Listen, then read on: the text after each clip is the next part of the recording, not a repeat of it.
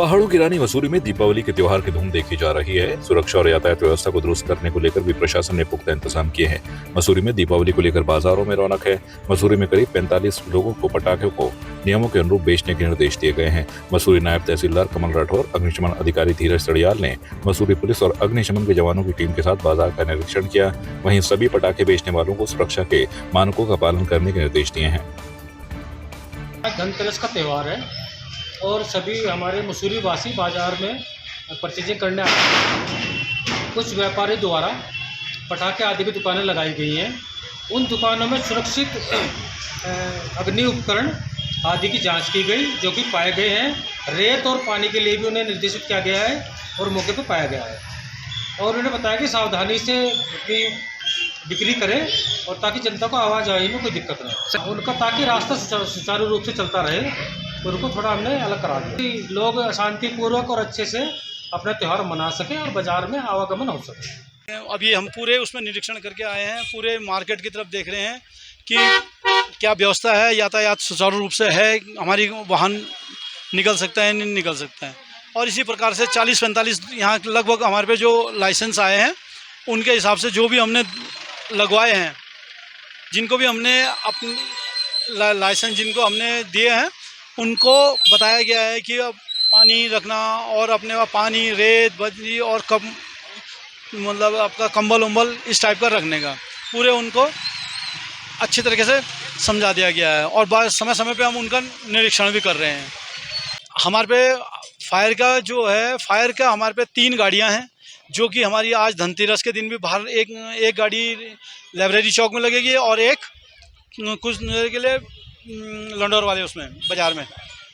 और हमारे पे 3 गाड़ियां हैं, 2 गाड़ियां हम उसमें रखेंगे और एक बाइक है। बाइक से हम बीच में घूमते फिरते भी रहेंगे। इस साल प्रशासन ने और ट्रैफिक पुलिस ने, पुलिस प्रशासन ने, सबने मिलकर मसूरी में सुचारू सेवाएं देने का निर्णय लिया था और धरातल पे भी सुचारू है।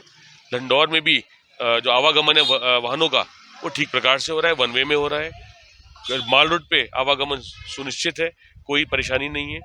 और जहाँ तक बात करें दिवाली के इस पर्यटक सीज़न की और दिवाली में त्योहारी सीज़न की, तो यहाँ के जो निवासी हैं और पर्यटक हैं, सभी इस दिवाली के त्यौहार का मज़ा ले रहे हैं। बाज़ारों में रौनक है, पटाखों की दुकानें लगी हुई हैं, सब कोई नियम कायदे के अनुसार कार्य कर रहा है। और हमें उम्मीद है ये दिवाली आने वाले मसूरी के लिए एक नया उमंग लाएगी और मसूरी को एक नई दिशा दिखाएगी। रामनगर वन विभाग तराई पश्चिम के अंतर्गत पड़ने वाले फाटो पर्यटन जोन में ऑनलाइन बुकिंग की मांग को लेकर जिप्सी संगठन के अध्यक्ष जगदीश छिम्वाल के नेतृत्व में जिप्सी कारोबारियों ने रामनगर तराई पश्चिम के डीएफओ प्रकाश आर्य के खिलाफ नारेबाजी करते हुए उनके कार्यालय के बाहर प्रदर्शन करते हुए डीएफओ प्रकाश आर्य का घेराव किया। इस दौरान जिप्सी कारोबारी जगदीश धसमाना ने आरोप लगाते हुए कहा कि हमारी वार्ता इस जोन को ऑनलाइन किए जाने को लेकर वार्ता डीएफओ प्रकाश आर्य से हुई थी, जिसमें डीएफओ ने हमारे से अभद्र भाषा का प्रयोग करते हुए कहा कि जिसके पास आपको जाना है जा सकते हैं आदि का प्रयोग किया। इस तरीके का अभद्र व्यवहार बर्दाश्त नहीं किया जाएगा। उन्होंने कहा कि फाटो पर्यटन जोन की ऑनलाइन बुकिंग न होने से पर्यटकों के सामने काफी परेशानी आ रही है। आपको याद है कि ये जोन कॉर्बेट की लोकप्रिय जोनों में शुमार है। फाटो पर्यटन जोन के जंगल, जैव विविधता और वन्य जीवों के दीदार के लिए जाना जाता है। इस जोन में 50 जिप्सियां सुबह की पाली में और 50 जिप्सियां शाम की पाली में पर्यटकों को जंगल भ्रमण पर लेकर जाती हैं। हमारी फिलहाल एक सूत्रीय मांग है आज के दिन पे कि फाटो को ऑनलाइन किया जाए। ये 3-4-5 महीने हो गए टाले जा रहे हैं, अब करेंगे अब करेंगे अब करेंगे। कल हमारे पदाधिकारी इनसे बात करने गए थे, इनको बात करने का भी तरीका नहीं है कि पब्लिक सर्वेंट है ये, हम इनको तनख्वाह दे रहे हैं, न कि और कोई इनको तनख्वाह दे रहा है, कोई गवर्नमेंट नहीं दे रही, हमारे रुपयों से इनको तनख्वाह मिलती है। पब्लिक की सुनने के लिए ये यहाँ पे बैठे हुए हैं। ये किस तरह की बातें कर रहे थे कल कि जो कुछ होता है तुमसे कर लो। ये कोई तरीका होता है बोलने का क्या? ये डीएफओ साहब ने बोला है आपसे जो होता है कर लो, तो अब हम करके दिखाएंगे ना इनको कि क्या कर सकते हैं हम। इस तरह की हरकतें अच्छी होती हैं क्या? बड़े ऑफिसर की, डीएफओ लेवल के ऑफिसर की इस तरह की हरकतें अच्छी होती हैं? नहीं होती है।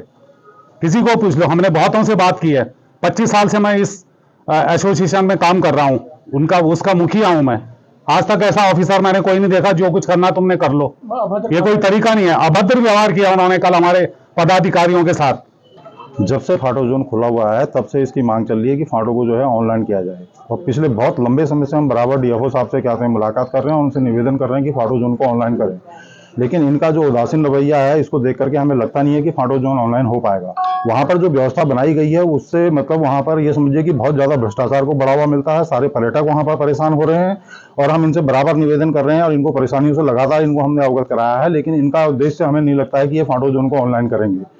इनका कल हम इनसे मिलने के लिए आए थे तो इन्होंने जो है बहुत ही अभद्र व्यवहार जो है हमारे साथ किया है, और ये हमसे कह रहे थे कि हम फाटो जोन को ऑनलाइन नहीं करूंगा, आप लोगों को जो करना है वो कर लीजिए। तो इस तरह की भाषा जो है इनको इस्तेमाल नहीं करनी चाहिए।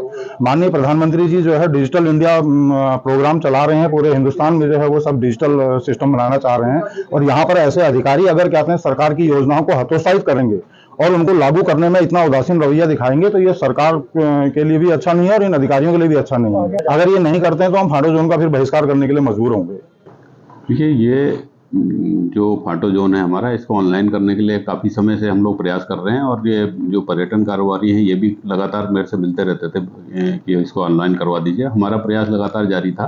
बीच में कुछ ऐसी परिस्थितियां बनी कि बैंक के साथ जिसके साथ हम कराना चाह रहे थे वो नहीं हो पाया फुलफिल, तो अब हमने उसके बाद उसको अपनी स्ट्रेटजी चेंज करके और दूसरे बैंक से बात करके और उसको लगभग हमारी साइट तैयार हो गई है, और जो विदिन 48 आवर्स हमारा उसमें चेकिंग वगैरह हो जाएगी, तो दिवाली के बाद मोस्ट प्रोबेबली हम लोग चालू कर देंगे। रामनगर शहर में एक नशेड़ी नाबालिग किशोरी के संपर्क में आने के बाद 20 से अधिक लोग HIV पॉजिटिव पाए गए हैं। इसमें कुछ महिलाएं भी शामिल हैं। घटना के बाद पूरे शहर में हड़कंप मचा हुआ है, तो वहीं स्वास्थ्य विभाग व पुलिस प्रशासन जांच में जुट गया है। रामनगर में रहने वाली ये नाबालिग किशोरी नशे का सेवन करती है और इस किशोरी के संपर्क में आने के बाद कई लोग भी HIV पॉजिटिव पाए गए हैं। जितने भी लोग HIV पॉजिटिव पाए गए हैं उनमें कई शादीशुदा भी हैं, जिनके संपर्क में आने के बाद उनकी पत्नियां भी HIV पॉजिटिव पाई गई हैं।